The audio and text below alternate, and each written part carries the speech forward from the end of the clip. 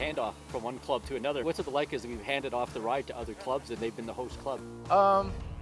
It actually has been going really smoothly. Like the clubs have all been coordinating together where each other are going to meet. We did it something similar when the Merit Club did it years ago. So it really, as a rider in the back of the pack or part of the pack, you really never notice the transition from one leader to the other. It was actually quite smooth. Yeah, because this trail is unique in being that it's an interconnect trail. For us, it takes a lot of coordination. Our trails are a little more rustic, so we had to arrange with all 7 snowmobile clubs along the route to make sure that we had guides for each leg of the route. And the BCSF was part of that organization, but this ride was basically organized by those clubs, where we were just the organizer to make it happen. But without those clubs, we could have never made this ride. Yeah, so day 1, the ride went from Kamloops to the Green Lake Snowmobile Club clubhouse. Day 2, we went from the Green Lake Snowmobile Club to the 108 Resort, so that was just north of 100 Mile. Day 3, we went from the 108 Resort to Likely, BC. And day 4, we went from Likely, BC up to Wells Barkerville. And the reason that those destinations were chose, we were only able to do so many kilometers in a day, so we tried to break the ride up so that it was a comfortable distance. I know in Ontario and Quebec they do 300 plus kilometers in an afternoon. To do 150 kilometers in BC is a full 8-hour day, so we had to really break it up. In BC, we're not able to cross roads the way you are in other provinces, and we're not allowed to travel down roads without special permitting. So this ride was usually you go to your local RCMP station and you pull a permit for an area you're riding in. You have to do that in person with your driver's license. Because we were accessing the whole trail on snowmobiles, we weren't able to use that permitting system. So we actually had to pull a special events permit and able to allow us to cross roads, to access up logging roads and things that we had to do on this trail. The Gold Rush Snowmobile Trail is in legislation and sections for some of these crossings, but it was a lot of permits to be able to do this ride.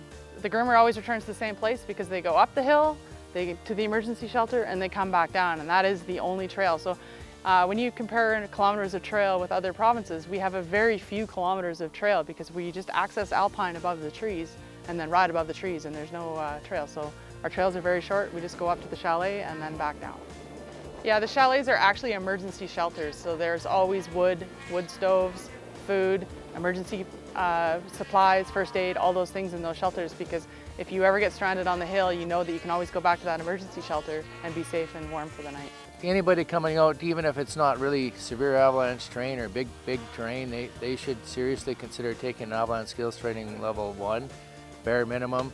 Anybody that's had it should consider taking a refresher course, like a companion rescue course every couple of years. Keeps people fresh. Things change regularly. Even in the few years that I've been in the avalanche industry, it is amazing the changes that take place because of new technology, etc. And especially have a beacon, probe, and shovel with you all the time in a backpack, not on your snowmobile.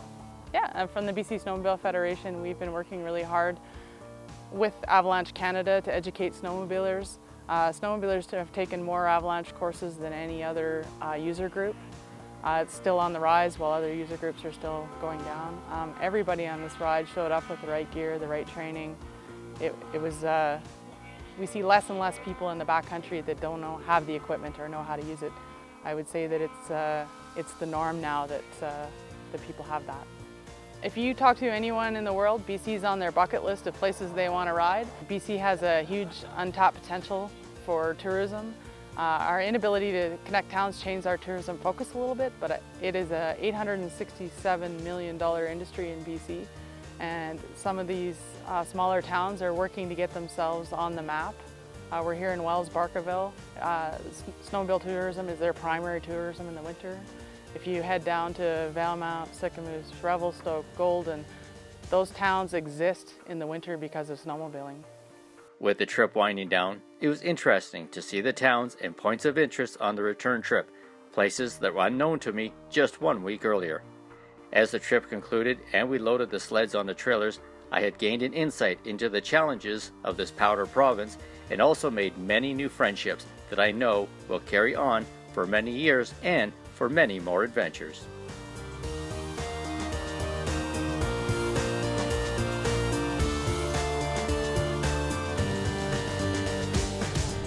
Hey, look, still recording. Yeah, it's still recording. Thank you. You're welcome. Go team. Still recording.